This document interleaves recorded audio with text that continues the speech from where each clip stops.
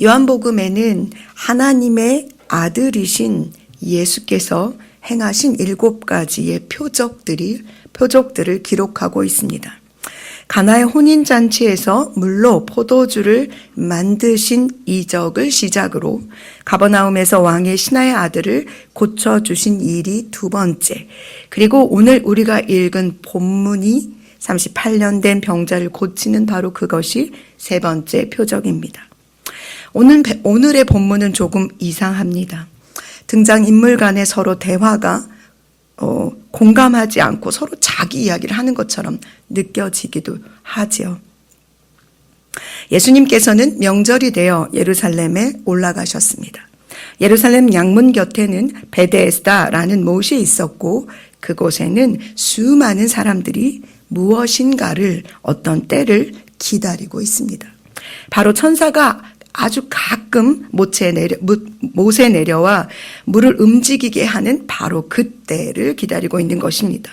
그때 가장 먼저 물에 들어가는 한 사람, 그 사람은 어떤 병이든 낫는다는 이야기가 있었기 때문입니다. 예수님께서 바로 그곳에 가셨고 그곳에서 병이 오래된 38년 된 병자를 만나셨습니다. 그리고 그에게 물으시죠. 네가 낫고자 하느냐. 근데 이 병자의 대답이 좀 독특하죠. 낫고 싶습니다 라고 말하는 것이 아니라 상황을 설명합니다. 물이 움직일 때 자신을 못에 넣어줄 사람 그가 없어 내가 여기 여전히 38년 동안 머물러 있다는 식으로 이야기를 하죠. 예수님께서 그에게 일어나 네 자리를 들고 가라고 말씀하십니다. 그 사람이 곧 나아서 자리를 들고 갑니다. 일단락 되는 것처럼 보여집니다. 그런데 본문을 자세히 들여다보면 매우 중요하고 의미 있는 내용들이 보물처럼 숨겨져 있습니다. 먼저 이 일이 일어난 날은 안식일입니다.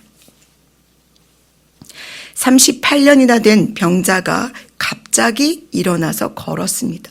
그는 거기 늘 있었던 사람이죠. 그러니 모든 사람들이 그가 걷는 게 신기했을 것입니다. 놀랬을 것이고 그리고 어떻게 분명히 연못이 동하지 않았고 누구도 거기에 들어갔다는 소리를 듣지 않았는데 나왔단 말이죠. 그래서 물어봐야 되는데 이 종교 지도자들, 유대인들이 이 사람에게 묻는 게 뭐냐면 안식일에 너를 이렇게 걷게 하는 게 옳지 않다라고 말하는 것도 너무 이상합니다. 안식일에 자리를 들고 일어나는 것이 옳지 않다라고 말한다는 거죠. 이 안식일에 무엇인가를 행하신 예수 그리스도의 이 모습이 유대인들과 계속해서 대립각을 세우게 됩니다. 뿐만 아니라 예수님께서는 당신과 하나님을 동등된, 즉 하나님의 아들이라는 칭호를 쓰시면서 하나님과 동등된 자로 높이시기 때문에 유대인들은 이 부분으로 인하여 예수를 죽이고자 마음을 먹기도 하지요. 그럼에도 예수님께서 안식일에 그것도 예루살렘에서 38년 된 병자를 고치는 일을 하셨습니다. 왜 그러셨을까요? 주님이 하시는 일에는 모두 의도가 있고 하나님의 뜻이 거기에 들어 있습니다. 19절 이하를 조금 더 유심히 읽어보면 우리는 그 사실을 알 수 있습니다. 예수님께서는 자신이 하나님의 아들이시라는 사실을 말씀하고 계십니다. 바로 이 땅에 오신 하나님의 아들이 가지신 권한, 그것은 아버지 하나님께서 행하시는 그 모든 일을 아들인 예수께서도 행하실 수 있다는 것 뿐만 아니라 그것보다도 더 큰 일을 아들을 통해서 하나님께서 보이실 거라는 것. 왜 이 모습을 보고 사람들이 놀랄 거라고 말씀하십니다. 그 중에 죽은 자들을 일으키는 일, 그리고 심판을 아들에게 맡기셔서 아들로 하여금 아버지와 동등된 공경을 받게 하고 아들을 믿는 자는 영생을 얻고 사망에서 생명으로 옮겨지는 생명의 부활로 나타나게 된다는 것을 오늘 바로 이 38년 된 병자를 고치신 후에 예수님께서 하신 말씀이라는 사실입니다. 즉 요한사도가 요한복음 1장 1절에서 대전제로 선언했던 바로 그분, 태초에 말씀이 계시니라, 이 말씀이 하나님과 함께 계셨으니 이 말씀이 곧 하나님이시다라는 이것을 당신이 스스로 선언하고 계시는 것입니다. 두 번째, 안식일의 주인이신 예수님, 바로 그분이 우리의 현장, 우리의 삶의 한가운데, 우리의 고통, 우리의 울부짖음, 우리의 바라는 소망 한가운데 오셔야 한다는 사실입니다. 예수님께서 찾아가신 베데스다라는 못 곁에는 수많은 병자들이 거기에 있었습니다. 그들이 바라는 것은 오직 하나, 가끔 못에 내려와 천사가 그 못 위에 통하여서 거기로 들어가 그들이 병이 낫는 것입니다. 그게 언제인지, 그리고 누가 고침을 받았더라라는 소식을 그냥 풍문으로 들었을 뿐이지 실제로 그런 일이 일어났던 적도 없었을지도 모릅니다. 본장 40절에서 예수님께서 이렇게 말씀하십니다. 그러나 너희가 영생을 얻기 위하여 내게 오기를 원하지 아니하는도다 라고요. 즉 이들은 정말 내가 바라고 정말 소망하며 내가 만나야 할 존재가 누구이신지를 지금 잊어버리고 있는 것입니다. 그래서 마치 38년 동안 거기에서 자기를 들어서 못에 던져주기를 바라고 있는 이 사람의 모습은 이스라엘 백성들이 여전히 하나님의 때와 하나님의 뜻과 하나님께서 성경을 통해서 수없이 말씀하고 계시고 가르치고 계시고 그리고 사람들을 보내서 그가 누구인지를 설명하고 계시는 예수 그리스도를 바로 눈앞에 두고도 그분이 하나님의 아들이신지 알지도 못하고 그분이 그들에게 오는 것에 대하여 바라지도 않고 그분이 내 안에 역사하셔서 나를 사망에서 생명으로 옮겨주시기를 원하지도 않는 이스라엘 백성들의 병든 모습, 죄된 모습과 연결되어지는 것을 볼 수 있습니다.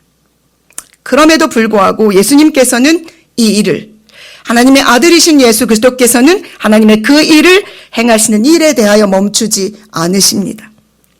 선을 행하는 자, 복음을 위하여 그 복음을 위하여 일하는 자를 찾으신다는 것입니다. 38년 된 병자는 어쩌면 포기했을지도 모릅니다. 그 자신 스스로도 그리고 주변의 사람들도 포기하고 있었을지도 모릅니다.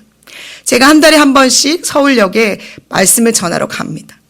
가는 길에 수없이 만나는 행여자들은 눈빛에도 삶에도 그들이 꾸리고 걸어 다니는 모든 짐 속에도 소망, 희망은 없습니다.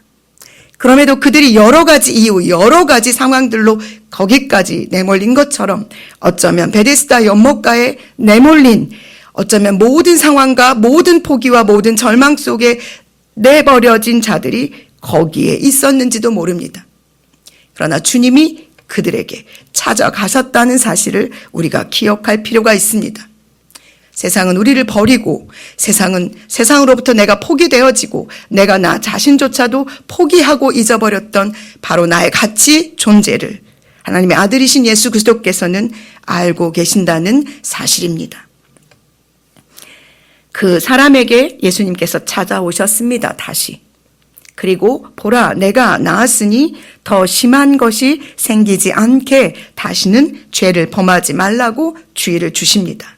즉 하나님께서 보내신 이 하나님의 아들이신 예수 그리스도를 믿음으로 말미암아 영생을 얻어 심판에 이르지 않기를 사망에서 생명으로 옮겨져 영원한 생명의 부활로 나아가기를 그에게 권면하시는 것입니다. 그것은 하나님의 사랑 안에 거하는 것이며 그것은 복음으로 내가 살아가는 것을 말합니다. 사랑하는 여러분, 여러분은 38년 된 병자처럼 바라고 소망하며 간절히 기도하는 것이 있으십니까? 혹은 기도하다 응답되지 않아 어쩌면 내 안에 깊은 곳에서 포기되어져서 나를 들어서 그냥 저쪽으로 옮겨줄 그 누군가를 기다리고 계시는 것이 있습니까? 믿음은 아주 단순한 결단이라는 생각을 하게 됩니다. 일어나 내 자리를 들고 걸어가라 라고 말씀하시는 예수 그리스도의 그 말씀을 내가 믿고 두 다리에 힘이 없을지라도 일어서려고 하는 행동이 거기에 있어야 한다는 사실입니다. 그러니 기다리시다 지치더라도 응답되지 않는 것 때문에 이 기다림이 때로는 하나님이 나를 버리셨나 내 기도에 귀를 기울이지 않으시나 라고 포기하심이 아니라 다른 때를 기다리지 마시고 오직 하나님의 아들 예수 그리스도께서 바로 그때의 주인이라는 사실을 기억하십시오. 오직 그분이 우리의 문제 안에 우리의 상처 안에 우리의 모든 상황 가운데 오실 때 우리는 우리의 자리를 들고 일어나 주님이 가라 하시는, 주님이 보라 하시는, 주님이 머물라 하시는 바로 그 생명의 자리에 서게 될 것이기 때문입니다. 기도하시겠습니다.